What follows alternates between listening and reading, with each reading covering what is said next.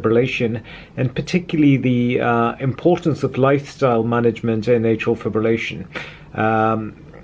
In particular, I wanted to talk to you about a study that was done, which was really remarkable, which dealt with the issue of weight loss and how weight loss can be very beneficial in people with atrial fibrillation. So this study was published in the Journal of American College of Cardiology. It was published in May 2015. The lead author is Pathak, P-A-T-H-A-K, and it was known as the Legacy Study. Okay, and basically the study was called the long-term effects of goal-directed weight management in a cohort of patients with atrial fibrillation.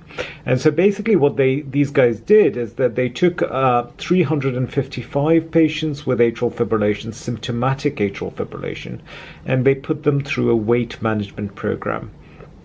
And these people had a BMI of more than 27, so body mass index of greater than 27, were put into a weight loss program, and then they compared the outcomes in terms of atrial fibrillation in those people who had lost more than 10% of their body weight through the weight management program, and then they compared them to two other groups, those who had lost less than 3% of their weight and those who'd lost between 3 and 9%. So three groups: people who'd lost less than 3%, people who'd lost between 3 to 9%, and people who'd lost more than 10%. And what they wanted to know was a variety of different things. A, how did these people feel? B, did they get less atrial fibrillation as a consequence of weight loss?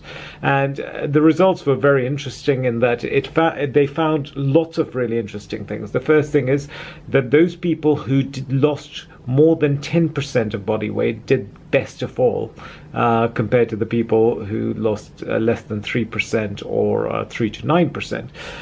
First thing, these people found that their blood pressure dropped. So the average drop in blood pressure in those people who'd lost more than 10% of body weight was 18 millimeters of mercury, systolic blood pressure, okay, compared to only about 7 millimeters of mercury in those people who'd lost less than 3%. Their blood sugars improved, so their glycemic control improved when they lost weight, and particularly the people who'd lost the most weight. Their inflammatory markers got less, so high sensitivity CRP is a blood test that you can do to check the levels of inflammation in the body, and that got significantly less as people lost weight. What is really interesting is, no doubt that these people certainly had a six-fold increased chance of not having atrial fibrillation in subsequent during the time of their follow-up in the study. So the people who'd lost the most weight were 6 times more likely not to have a recurrence of their atrial fibrillation. What is also really interesting is their quality of life improved. It was also really interesting that actually when you studied their heart, these people, people who have atrial fibrillation can have big atria, and often it is thought that the big atria makes the atrial fibrillation less likely to treat.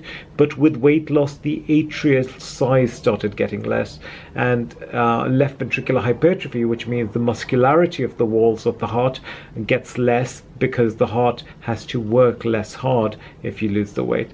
So this was an incredible study because it showed that actually weight loss can achieve so much. It can improve quality of life, it can reduce AF, it reduces blood pressure, it reduces inflammation, it reduces blood sugar, it improves blood sugar control, it reduces left atrial dimensions, which is a good thing. It reduces increased muscularity of the heart, which suggests the heart has to work less hard.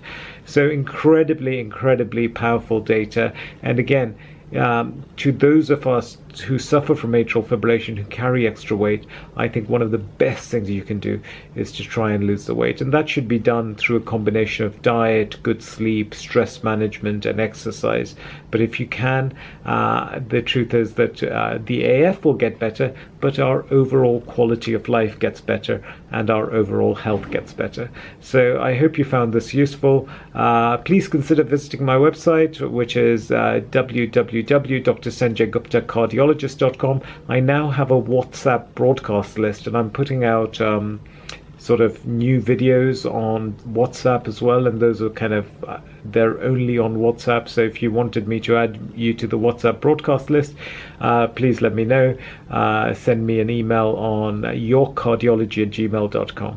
I'd love to know what you think about it. Has your atrial fibrillation responded to weight loss?